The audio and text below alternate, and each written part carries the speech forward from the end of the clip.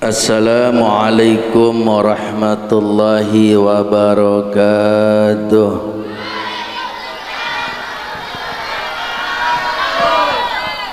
Yang sama-sama kita hormati, yang insya Allah dimuliakan Allah Subhanahu wa Ta'ala, para orang tua santri dan para santriwan santriwati, dan yang sama-sama kita cintai, yang insya Allah dimuliakan Allah Subhanahu wa Ta'ala, orang tua kita, guru kita bersama yang telah mengumpulkan kita di tempat ini, yang mengajak kita ingat kepada Allah dan Sayyidina Muhammad. Panjenenganipun Romo Kiai Haji Muhammad Hariri Abu Suja bersama istri, dan juga yang sama-sama kita hormati sahabat setia saya yang mengiringi perjalanan dakwah, itu Bapak Firman dan juga Bapak Iip. Semoga Allah panjangkan umurnya, Allah sehatkan badannya. Hadirin hadirat pecinta Sayyidina Muhammad, fahamdan li rabbin hassana bi Muhammadin wa anqadhana min dhulmatil jahli wad dayajil. Alhamdulillahilladzi hadana bi 'abdihil mukhtari man da'ana ilaihi bil izni wa qad nadana labbaika ya man dallana wa hadana. Ashhadu an la ilaha illallah wahdahu la syarika lah wa anna sayyidana Muhammadan abduhu wa rasuluhu la nabiyya ba'dah. Allahumma fasalli wa sallim ala sayyidina Muhammad wa ala ali wa ashabih. Limpahan puji kehadirat Allah Subhanahu wa Ta'ala. Dialah Allah Subhanahu wa Ta'ala yang maha agung, yang maha luhur, yang maha menciptakan alam semesta dari ketiadaan. Dan dia pula Allah Subhanahu wa Ta'ala yang maha berkehendak atas setiap hamba-hambanya. Allah Subhanahu wa Ta'ala yang menakdirkan hamba-hambanya mendapat kemuliaan atau mendapat kemurkaan. Dan alhamdulillah, di siang hari ini aku dan kalian mendapatkan kemuliaan dari Allah Subhanahu wa Ta'ala, berkumpul di tempat yang penuh dengan keberkahan, berkumpul di tempat yang dimuliakan oleh Allah Subhanahu wa Ta'ala. Kenapa saya katakan tempat yang mendapat kemuliaan dan tempat mendapat keberkahan dari Allah Subhanahu wa Ta'ala? Karena tempat itu kita bersama-sama berselawat kepada Sayyidina Muhammad. Tidaklah alam semesta itu menjadi mulia kalau bukan karena Sayyidina Muhammad. Bahkan sebelum alam semesta ini tercipta, bahkan sebelum alam semesta ini ada, nama baginda Rasulullah sallallahu alaihi wasallam sudah tercatat, terpampang di arsy rahmannya Allah Subhanahu wa Ta'ala. Dan bumi, di mana bumi yang diperuntukkan untuk bersalawat kepada Sayyidina Muhammad, maka bumi itu mendapat kemuliaan dari Allah Subhanahu wa Ta'ala. Coba kalau kita ingin berpikir, di mana tempat-tempat bersalawat? Tak lain dan tak bukan tempat bersalawat adalah di mana majlis ta'lim, majlis zikir dan pondok-pondok pesantren. Lalu kenapa sekarang kita berselawat di tempat yang lapang, yang ini belum dapat, yang belum ada bangunannya, yang ini belum ada bangunan pesantrennya? Lihat ke depannya nanti, Allah akan jadikan tempat ini mulia semulia-mulia tempat. Karena tempat ini berselawat kepada Sayyidina Muhammad. Di mana bumi yang kita pijak, di mana bumi yang kita tempati, ketika kita berselawat kepada Rasulullah sallallahu alaihi wasallam, cahaya Rasulullah sallallahu alaihi wasallam turun ke muka bumi ini, dan Allah jadikan muka bumi ini, tanah yang kita pijak ini menjadi mulia. Sedikit saya akan bercerita tentang begitu dahsyatnya salawat dan begitu mulianya salawat. Ketika saya berjalan berdakwah bersama guru mulia saya almarhum Habibana Munzir bin Fuad Al-Musawwa ke tanah Papua, saya dakwah ke Papua bersama beliau, ke tempat anak-anak santri, dalam perjalanan sekitar 9 jam.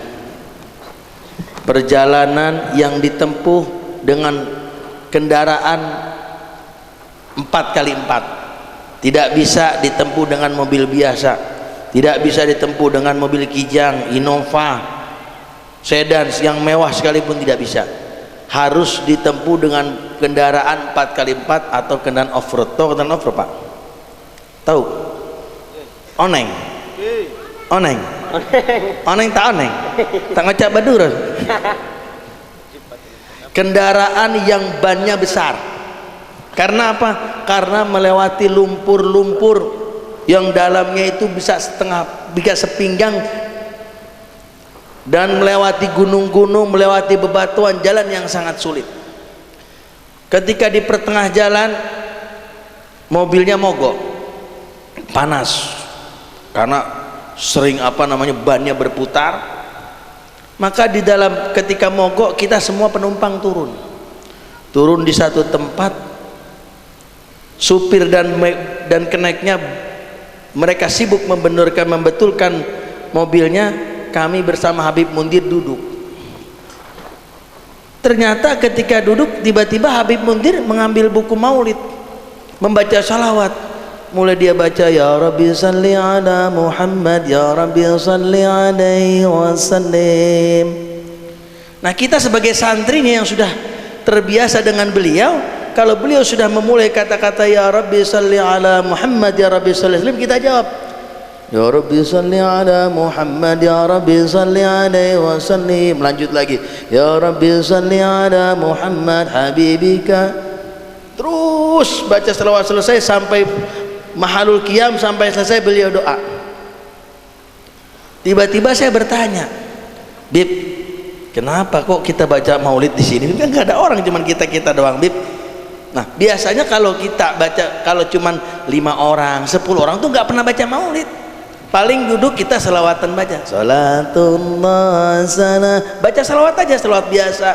Kadang baca nasid, qara'na fi, pokoknya baca-baca qasidah-qasidah yang mengingat kita kepada baginda Rasulullah sallallahu alaihi wasallam. Lah ini tiba-tiba baca maulid. Saya tanya, kenapa, Bib? Habib Munzir berkata, nanti tempat ini akan mendapat cahaya dari Allah Subhanahu wa taala berkat kita baca maulid. Jalan lagi ke pedalaman, baca maulid lagi. Masya Allah, setelah 8 tahun kemudian saya kembali lagi ke Papua. Tempat yang dahulu dibacakan maulid sudah terbangun musola. Dinamakan di sana musolanya musola cahaya mutiara hitam.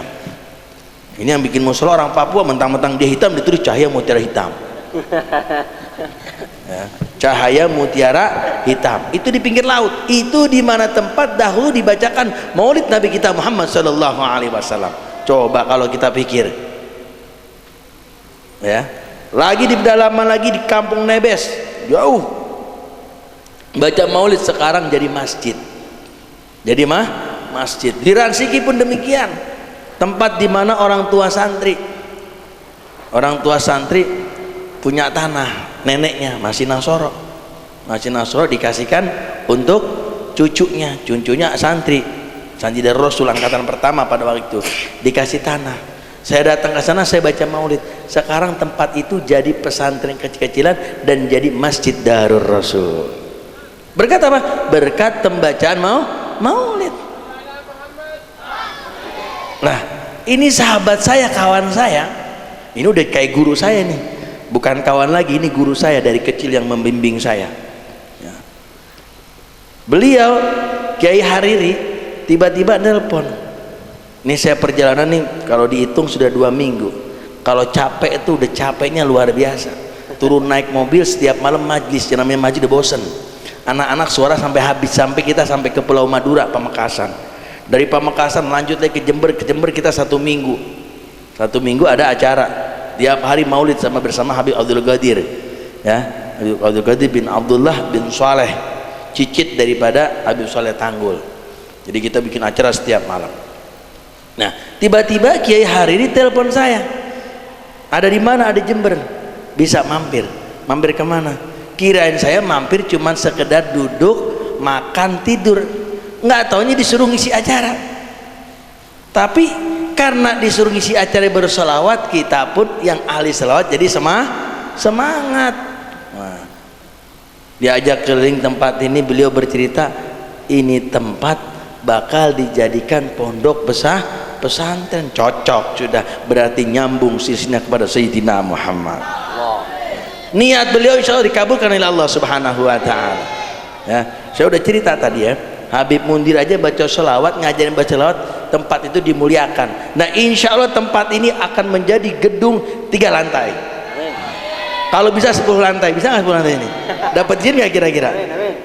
Kalau tidak bisa 10 lantai, 2 lantai, 3 lantai, ngelebar sampai 1000 meter lagi. Nah, di sekeliling sini insya Allah jadi tempat yang dimuliakan oleh Allah Subhanahu wa ta'ala ya. Kalau kita baca selawat, itu yang mendapat kemuliaan itu bukan satu tempat, kita ini ke barat, ke timur, ke selatan ya, semua mendapat kemuliaan dari Allah Subhanahu wa ta'ala. Nah, tadi yang saya katakan, bumi yang mendapat cahaya dari Allah Subhanahu wa ta'ala itu bakal mendapat kemuliaan, dan tempat itu akan dijadikan Allah Subhanahu wa ta'ala tempat yang mulia. Sekarang saya tanya, ini tempat bakal jadi pesantren, betul? Betul nggak Gus? Mau jadi apa tempatnya Gus? Hah? Mau jadi apa? Pesantren. Sekarang di pesantren tempat apa? Tempat menuntut untuk menghafal, apalagi ini pesantrennya pesantren Hidayatul Mubtadiin khusus penghafal Al-Qur'an, berarti tempat ini diperuntukkan untuk para penghafal Al-Qur'an. Tuh di depan sana, di belakang sampean itu pohon jagung, sawah apa kebun itu? Kebun apa? Kebun jagung. Ini sebelah kiri apa ini? Nggak kelihatan. Hah? Kebun kacang, sawah. Punya siapa sawahnya nih? Hah? Punya orang. Bentar lagi bakal punya kita. Ini saya mau tanya, itu kebun jagung sebelah sawah, ini pesantren. Kebun jagung akan menumbuhkan apa? Hah?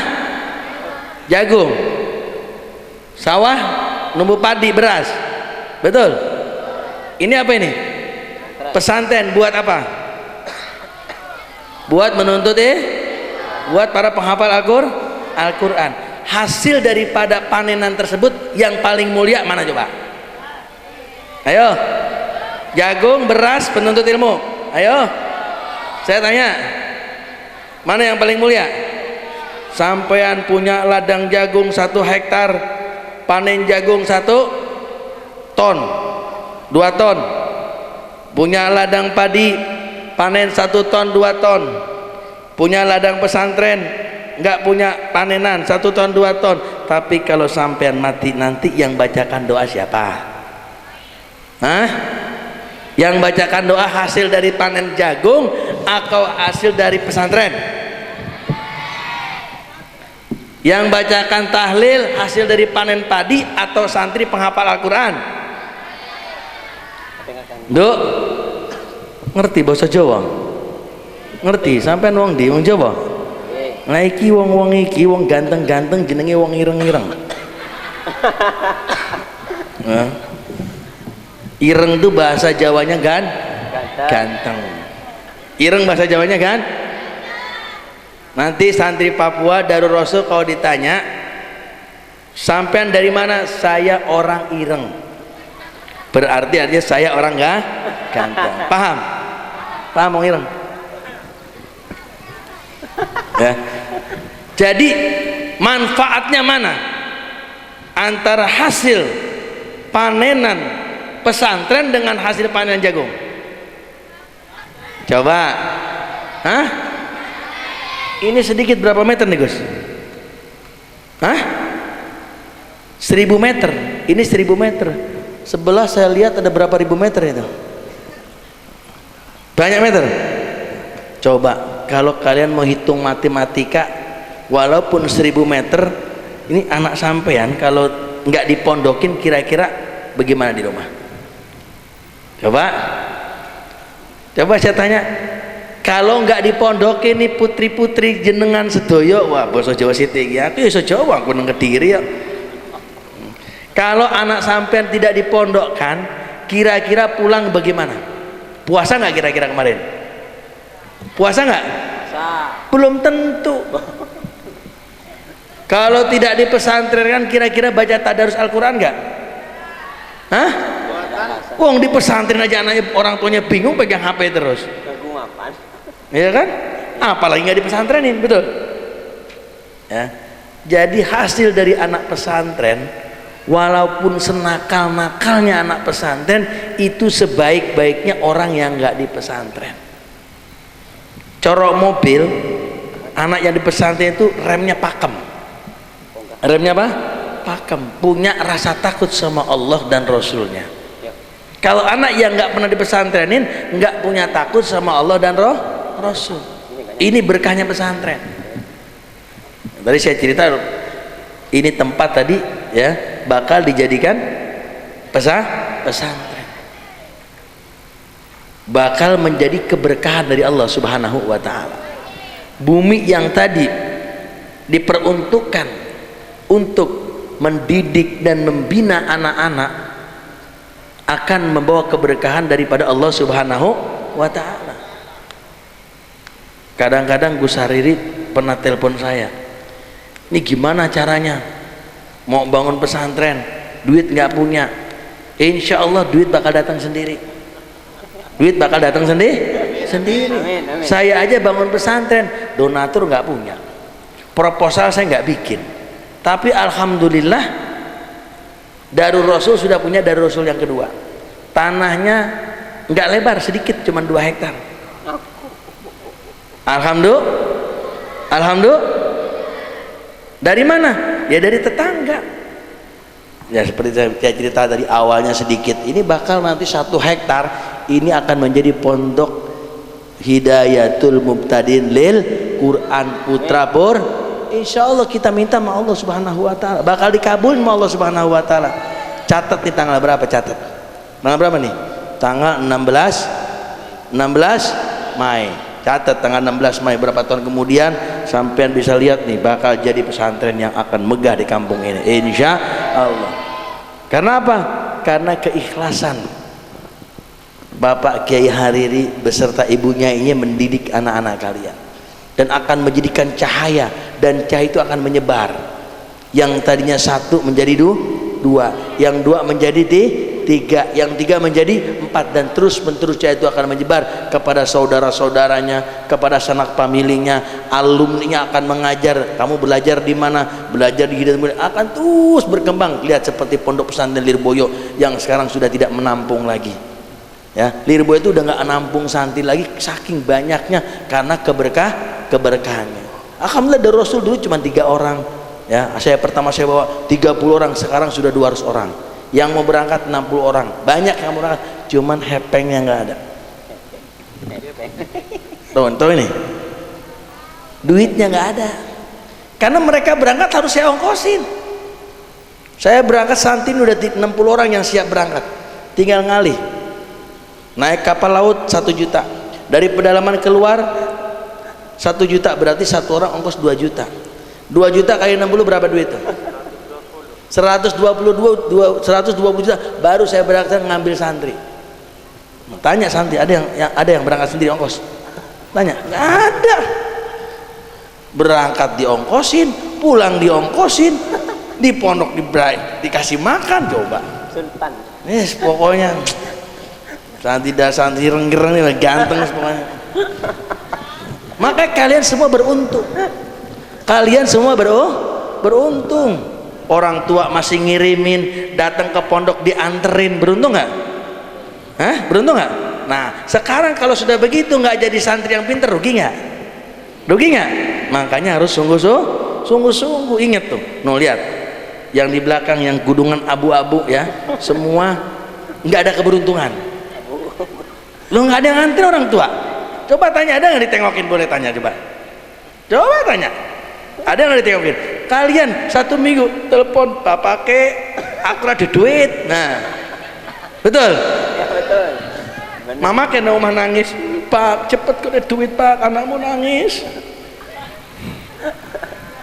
Bapak ada duit, bapak ngutang wit nang warung tonggo sebelah. Ya kan? Itu anak baru bilang, lah santri saya ada yang 10 tahun nggak pernah diweseli, nggak pernah dikirim, nggak pernah ditengokin. Mana Tamrin? Mana Tamrin? Hilang. Itu tadi vokalis pertama dari saya bawa tuh, dari kecil sampai sekarang yang namanya bapaknya saya nggak kenal, ibunya saya nggak tahu, dia nggak pernah ditengokin. Coba no, Irfan berapa tahun sama Ustaz? 10 tahun. Pernah bapak kamu nengokin? Nggak pernah. Coba kalian beruntung, datang ke pondok diantar, ya kan? Nanti 1 minggu lagi datang lagi ke kiainya, padahal kiai sama bunyinya sudah ngelarang. Cari alasan bagaimana ampre ketemu mbak anaknya. Wes pokoknya akale wong tua ono ae, pura-pura bawain gula lah, pura-purain banyak apal. Betul nggak? Baru sebentar, sebulan punya penyakit gudik udah bingung,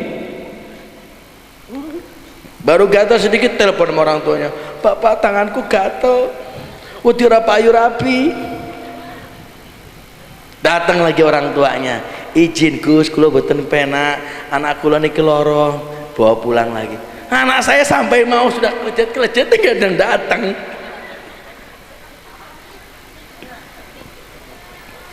Makanya kamu semua santri Hidayat Muhtadin sangat beruntung. Maka belajarlah sungguh-sungguh. Ini kesempatan emas, kamu berada di pesantren ini kesempatan emas. Allah takdirkan kalian semua belajar sebagai penuntut ilmu yang tadi dikatakan sebagai warasatul anbiya, pewaris para nabi. Nanti siapa waris nabi? Yaitu orang-orang penuntut ilmu. Apalagi kalian sebagai penghafal Al-Quran. Kalau mau jadi santri yang sukses, bapaknya juga harus lepas dengan secara legowo. Jangan setengah-setengah. Anak dicubit sedikit laporan, anak dicebut sedikit ngambek. Nah itu nggak boleh. Dulu saya di pondok sama Gus Maksum itu, ya Allah, ditendang 3 meter sudah pernah. Udah bener ditendang 3 meter, cuman kesana sedikit. Gara-gara apa? Endok lele tak idek-idek, ditendang sampai 3 meter. Biasa ngambung silit pedus wis tahu. Karena apa? Punya kesalahan sedikit aja kiai marah itu bukan apa? Karena sayang. Sekarang saya mau tanya kamu para santri, mendingan didiemin sama kiainya atau mendingan dimarahin sama kiainya? Hah? Gus Pendino seneni pengen didiemin apa pengen dimarahin? Hah? Kalau dimarahin berarti kiainya itu memperhatikan tingkah laku kalian. Siapa namanya? Oh, Nurjana. Nurjana ngapain tuh? Orang tuh ngapal. Oh, diseneni. Namanya diperhatikan. Kalau nggak dimarahin berarti kiainya cuek. Berarti nggak merhatiin. Nggak apa dipukul sama bunyainya, ya ikhlas. Baru dipukul gitu lapor bapak, aku ora kerasan kene Pak bunyaine gereng, aku digebui wae. Nah, dulu saya belajar alif aja nih mulut di rumah suruh masukin. Sama siapa Gus? Sama lupa itu yang kurus-kurus itu yang di Gus. Maaf tuh, saya belajar alif ba tuh a, ba, itu alif tuh masuk, jari 4 harus masuk. Enggak masuk dikaplok. Angel ngaji nih. Baca aja bismillah. Aduh, angel. Wong saiki pegel ngaji kaya ngono. Bismillahirrahmanirrahim. Selesai udah. Apa lu? Bismillahirrahmanirrahim. Angel. Satu-satu diperhatikan. Ngene-ngene tuh jadi santri. Walaupun tukang angon wedhus.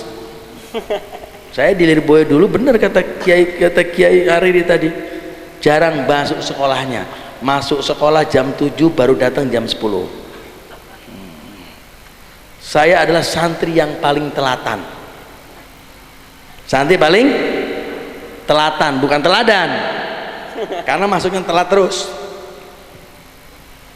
Saya kalau di selama di Lirboyo itu saya ngopeni wedhus, ngopeni blimbing, berangkat pagi pulangnya malam.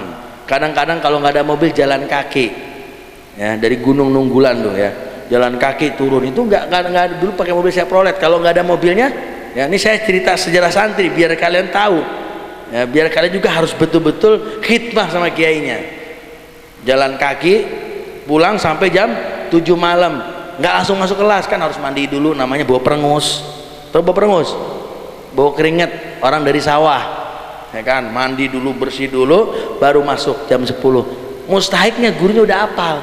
Oh iki hikmah Gus Maksum, ya datangnya biasa terlambat. Nah kalian yang hikmah jangan diambil kesempatan, nanti mentang-mentang hikmah gak tau melebut terus.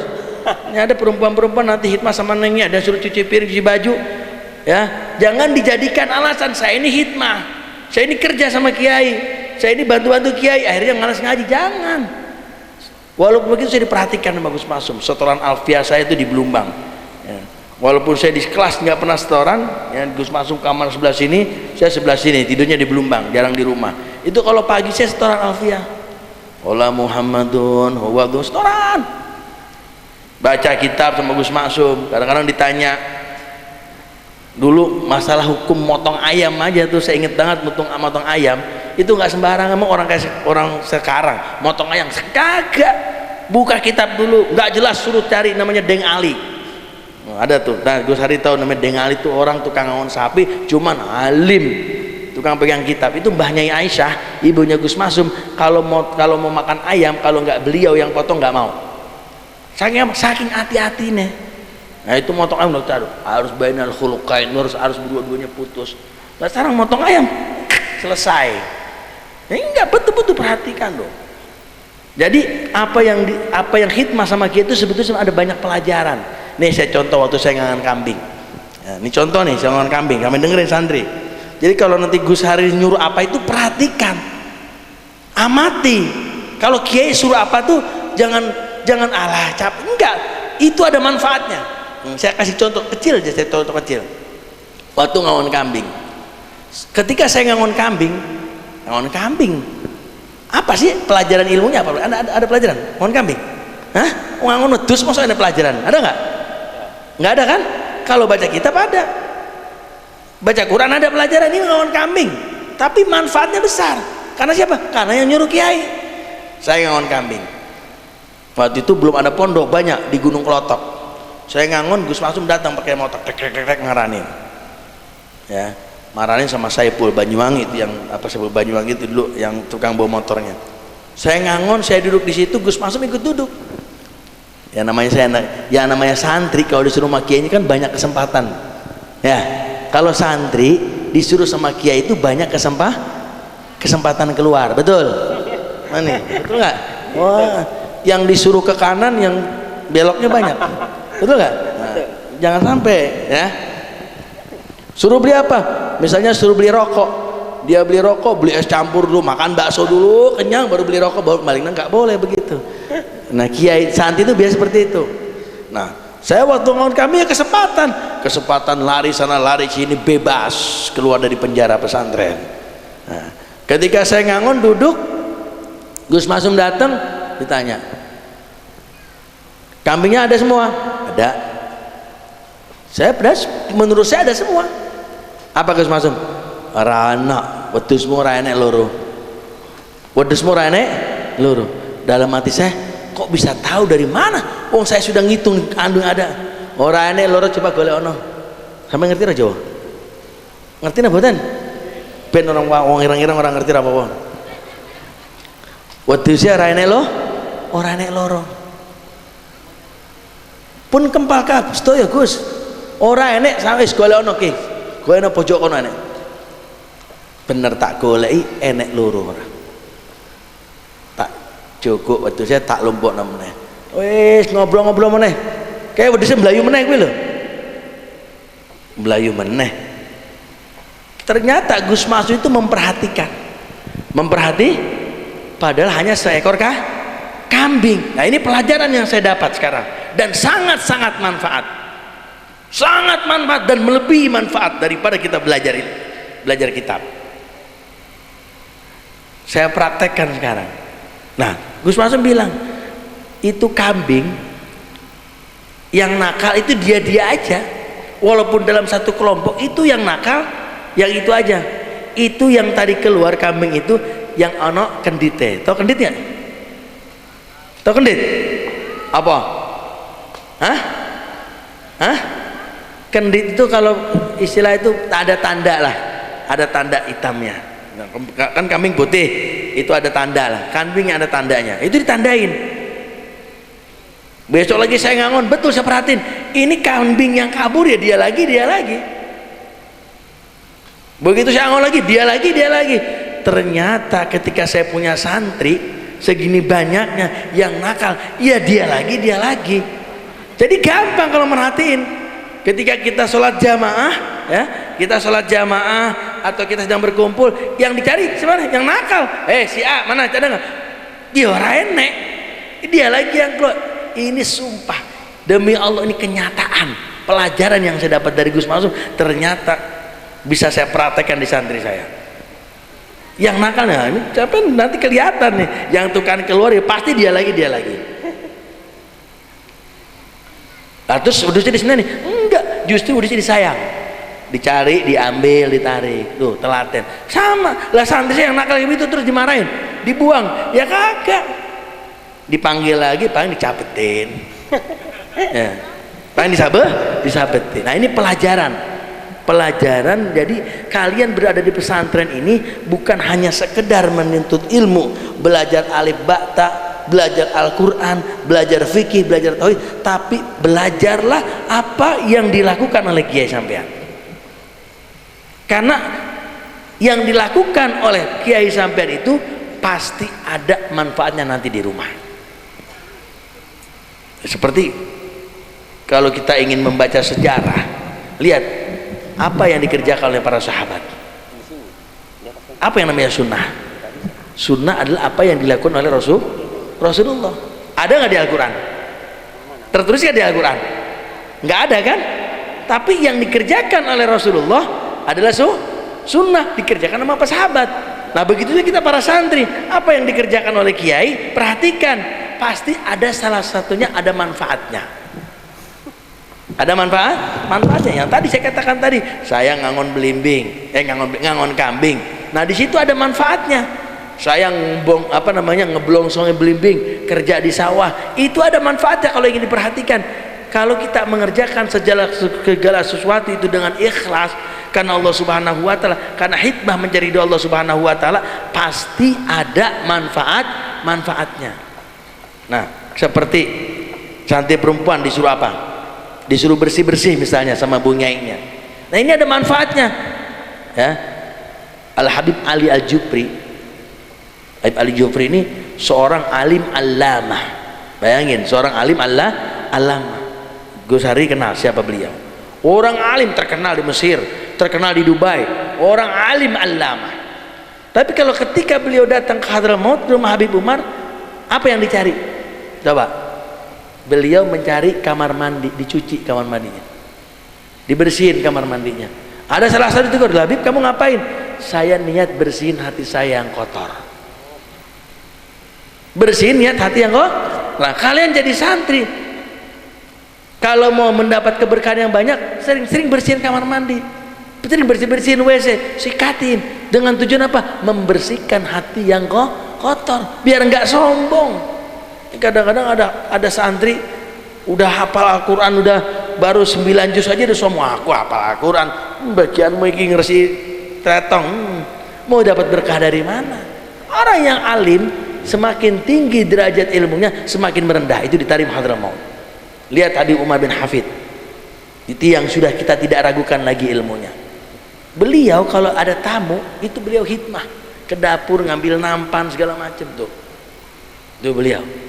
Artinya walaupun dia sudah berilmu tapi masih khidmah. Nah, apalagi kalian sebagai santri nih, yang terutama adalah khidmah. Jangan sampai ada kotoran sedikit pun di depan rumah kiai. Ya. Mau cerita lagi? Ada waktu? Ini saya cerita tentang keberkahan aja, biar dipraktekin sama sampean. Mau tambah boleh Gus, tambah waktu lagi? Ini masalah masih ada tarian nih. Mau tarian nggak? Saya mau kasih hadiah khusus buat santri Hidayatul Mubtadiin, yaitu tarian Papua. Ya, tarian Papua. Nih, satu lagi cerita tentang keberkahan. Catat, amalkan, praktekkan. Ya. Habib Mundir ini setiap harinya itu berdiri di depan rumah Habib Umar. Apa yang dia kerjakan? Dia membersihkan sampah-sampah yang di rumah Habib Umar tersebut. Dia kerjakan bukan saja waktu dia menjadi seorang santri, bahkan dia sudah menikah pun masih dia kerjakan, dan dia lakukan perbuatan itu. Satu hari, ini apa namanya nih? Hah? Ini apa namanya? Sorban. Kalau orang sana bilang rida. Namanya apa? Nah, ketika Habib Mundir sudah beristri, kebetulan istrinya itu orang Yaman, ya, orang Yaman. Beliau pulang. Setiap pulang ini sorbannya ini selalu bau sampah. Sorbannya bau sampah. Bingung. Akhirnya diikutin. Orang suruh ngikutin, apa yang beliau buat? Ini ternyata sorban beliau ini diperuntukkan, dilebar untuk menampung sampah-sampah di rumah gurunya. Diambil, dibersihkan, dibuang tempat sampah. Itu beliau lakukan setiap hari.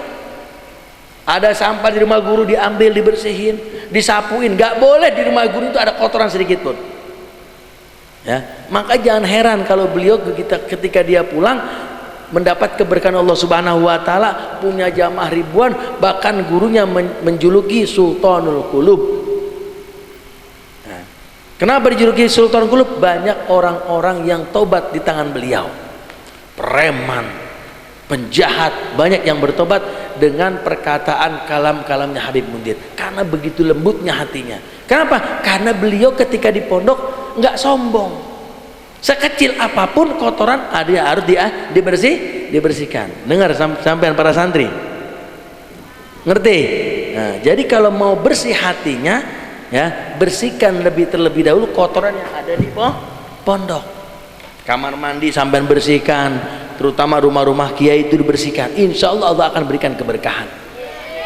Berkah itu bukan sekarang, nanti Allah yang bersihkan. Allah yang maha melihat. Allah itu melihat bukan dari rupanya, bukan, tapi Allah melihat hati kan yang dilihat Allah Subhanahu wa taala. Ada nggak kesombongan? Bagaimana cara cara membersihkan itu, yaitu dengan membersihkan kotoran yang ada di pesantren. Ini salah satu keberhasilan mondok, ya. Jadi orang mondok itu bukan pinternya yang dicari, ya, bukan pinternya. Ini saya ingat ketika saya di pondok, saya dibiarkan nggak ngaji, saya dibiarkan sampai pernah, ya, kalau di pondok itu adanya HP itu namanya himpunan. Di sini apa ada sini? Hah? Di sini ada nggak HP? Himpunan pelajar perkamar Jakarta. Ya, tadi betul apa yang diceritakan sama Gus Hariri itu, sama Kiai Hariri, bahwa saya jarang mengikuti pelajaran. Sampai HP saya, bukan HP handphone, ya. Beda. Ini HP, tapi ketua pondok. Sampai ketua pondok tuh lapor ke bapak saya. Lapor gimana? Itu saya dipanggil di pondok tuh dipanggilnya kempet. Itu si Kempet nggak pernah belajar. Kenapa saya dipanggil Kempet? Karena saya jago silat tuh tukang ngempit dulu. Orang kalau udah nendang sama saya kempit udah nggak bakal bisa terlepas. Maka saya dibilang Kempet. Itu ada sejarahnya. Kalau ada yang mau nyoba satu, saya masih bisa kira-kira. Ada yang mau? Banser, banser. Masih bisa saya. Boleh banser sekali nggak apa-apa. Insya Allah masih bisa. Bercanda. Saya dari kecil memang betul-betul dididik berkelahi. Jadi ayam jago. Kalau bisa kata dari ayam jago lah. Di mana tempat diadu, di mana tempat bosen sampai diadu, sampai kepala pecah, jahitan udah banyak. Apalagi kalau didengar musik, deng sholatullah, tangan tuh gatal pengen mukul deh. Karena kalau sedangkan ada namanya pencak. Saya dulu inget di Probolinggo pernah pencak tuh, dulu di daerah Kelakah tuh saya pernah tuh. Lawan tinggi besar, alhamdulillah saya menang. Waktu itu saya bawa jimat, wah, ya. Sama dari cerita lupa tadi. Cerita mana tadi? Hah? Apaan? HP. Nah, ini ketua pondok ini lapor ke bapak saya. Itu Kempet nggak pernah ngaji di pondoknya, main terus. Kerjaannya ke kebun terus, disuruh kerja terus sama kiainya. Apa jawab bapak saya? Bapak saya bilang apa? Tidak ada yang namanya kiai yang ingin menjerumuskan santrinya. Tuh orang tua saya. Padahal saya nggak pernah belajar. Jawab cuma satu. Nggak ada yang namanya kiai yang ingin menjerumuskan santrinya. Jadi para orang tua santri kalau ada anaknya yang disuruh sama kiai, jangan ngedumel. Wah anakku nang pondok kon ngumbah-umbah, wah anakku nang pondok kon nyaponi, wah anakku kon nang pondok kon cuci piring, kon masak. Itu jangan, ya, hilangkan rasa itu. Saya di pondok anak saya wajibkan hikmah. Kamu udah hikmah belum sama kiai? Saya wajibkan karena saya tahu begitu besarnya barokah hikmah. Man khadama gadam. Barang siapa yang berhikmah itu dekat. Karena orang hikmah itu hati enggak sembarangan orang yang mau hikmah. Jadi kalau ada santri yang hikmah, orang tua jangan resu, justru didukung. Jangan punya pikiran wis nang pondok bayar, kon ngene bayar, masuk kon cuci piring. Nah, itu jangan, buang. Perasaan itu buang jauh-jauh. Insya Allah Allah akan berikan keberkahan dari Allah Subhanahu wa Ta'ala. Ya, mungkin ini yang dapat saya sampaikan karena waktunya sudah siang. Ya, sebentar lagi karena ada permintaan daripada pengurus pondok pesantren Hidayatul Muhtadin, yaitu Bapak Kiai Haji Muhammad Hari Abu Suja. Kalau beliau udah nyuruh saya nggak bisa nolak. Ya, beliau kalau udah nyuruh nggak bisa nolak karena beliau ini keponakannya Gus Maksum.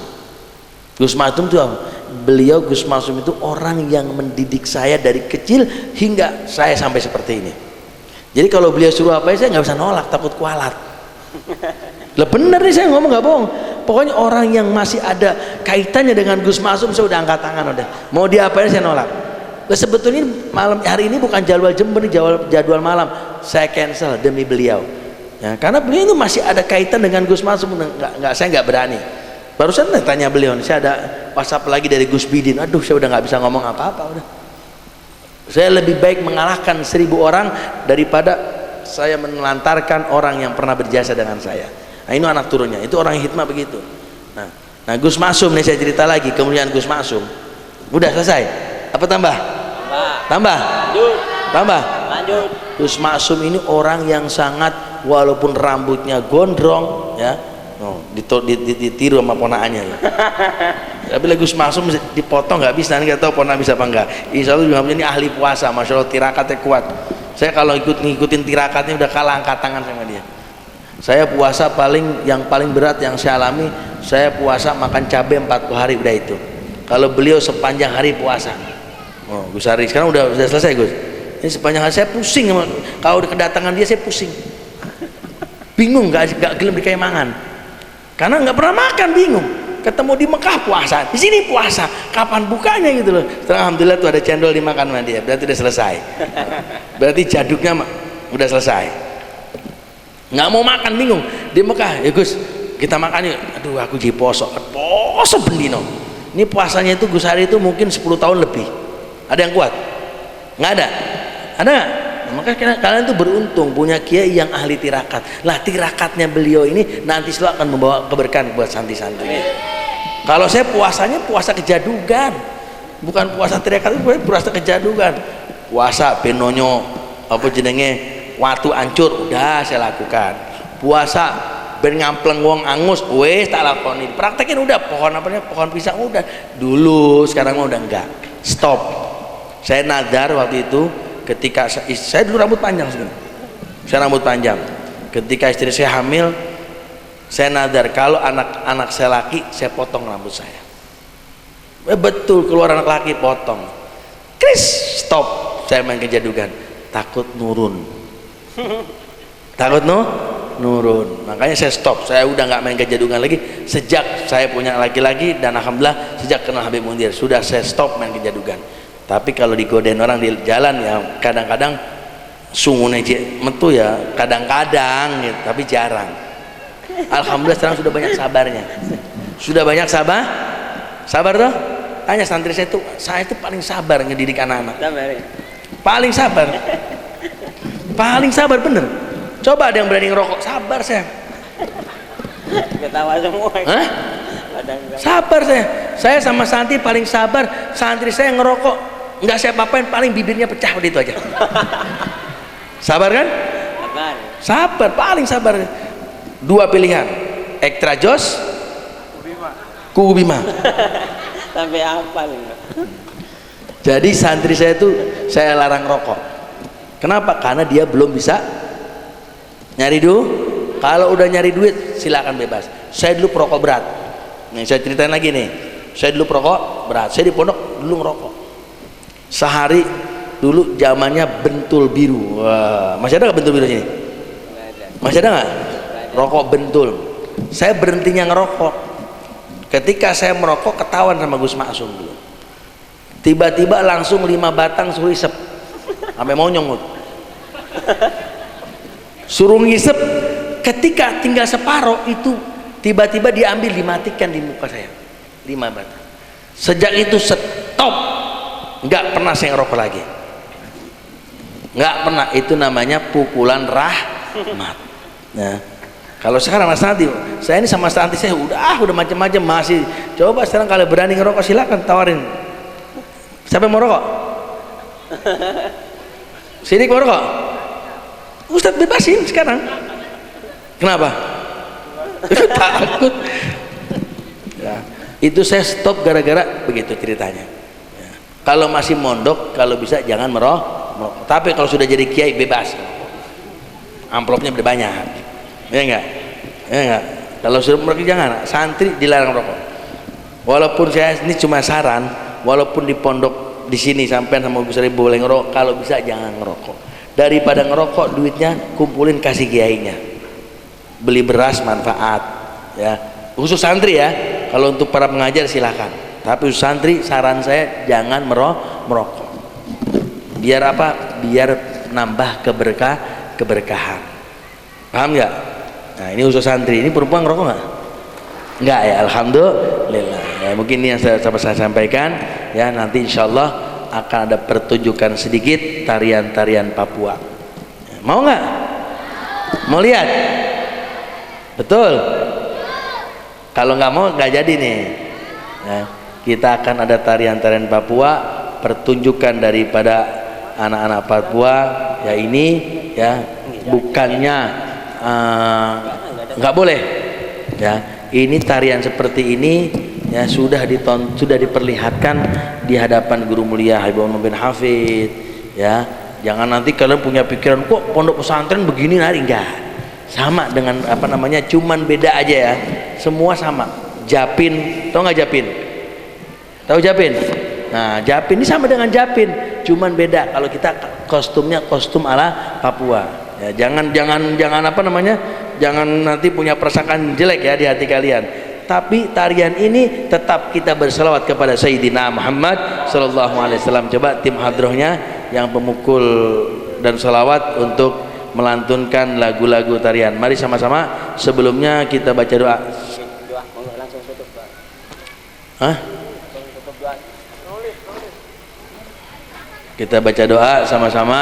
Semoga pertemuan kita di malam hadis siang hari ini membawa keberkahan dari Allah Subhanahu wa taala. Yang moga betul-betul Allah Subhanahu wa taala kabulkan semua hajat-hajat kita ya, yang mungkin hingga saat sekarang ini hajat-hajat kita belum dikabulkan Allah Subhanahu wa taala, mudah-mudahan dikabulkan Allah Subhanahu wa taala.